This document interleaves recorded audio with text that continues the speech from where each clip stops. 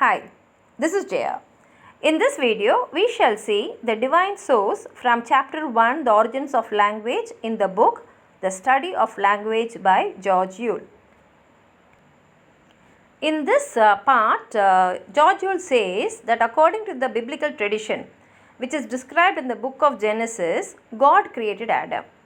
And whatever name Adam gave to each and every living creature is the name which we are still calling them. Like suppose if Adam had seen a flower and if he had called it as a rose, till today we are calling it as rose. So that is how names were given to each and every living creature. And in the same way, if you take Hindu tradition, we believe that language came from goddess Saraswati. Goddess Saraswati is the wife of Brahma, and Brahma is the creator of the universe.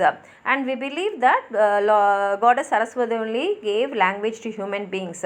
In the same way, in many religions, we will have one particular god who is the originator of the language, and it is believed that God only would have given language to the human beings. So many experiments were actually conducted to find out what is the original language which was given to the human beings. So experiments were carried out by many people in the past, and even now it is being done, but only thing is the results are varying from one place to another. All the results are not the same.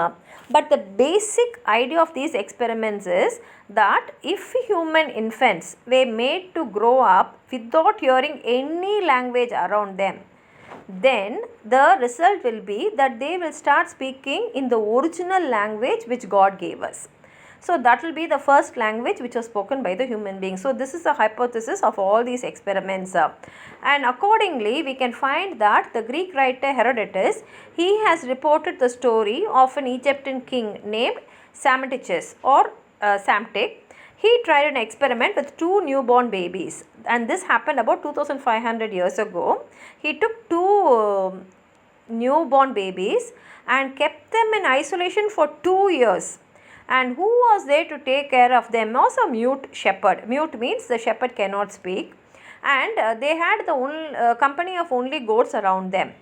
And later on, after 2 years, it was found that these children uttered a word because. And why they uttered that word is to refer to food. And this because is not an Egyptian word. Later on, they found that this is a Pygiarian word, and the meaning of Pygiarian because is bread. And naturally, they found that these children were referring to food as because. So the king concluded that Pygiria must be the older language spoken in the world. And Pygiria is a part of modern Turkey in those days. So it was considered to be the original language. And why they decided that is, definitely these children couldn't have spoken any word which they would have heard, because there were no human beings around them, and even the shepherd was a mute person, so he also couldn't have uttered any word. But later on, many commentators pointed out that the children did not hear any human beings, but they would have heard the voice of the goats, that is the sound made by the goats. And they said that in the original version, only BE was there. The word uttered by the children was written as BE, and KOS was later on added in the Greek version. So if we are going to pronounce the word BE, like how it will be coming in BED. If you are going to remove in bed the word D, we will say be.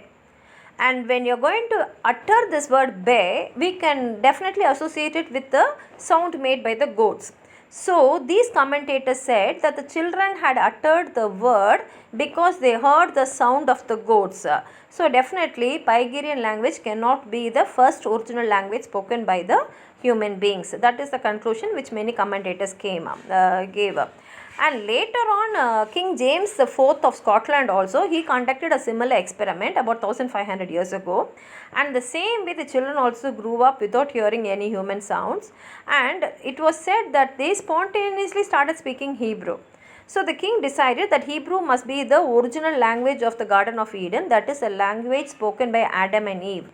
But when the same experiment was conducted in different places and when the children were kept in isolation, it was found out that they spoke in different languages.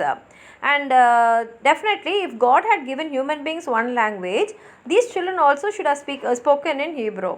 And in some places, it was also found that the children did not use any words to communicate at all. That is, they did not develop any language on their own.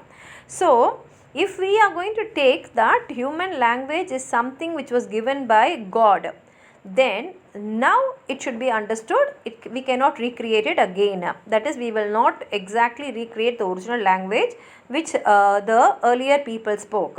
So according to the book of Genesis in the Bible, it is said that God had given a language in a place called Babel to the human beings, and if we are going to accept the idea that language is given by God, it is a divine source, then we will have to be happy with it, but recreating it now is difficult. This is what is said in this part of this book.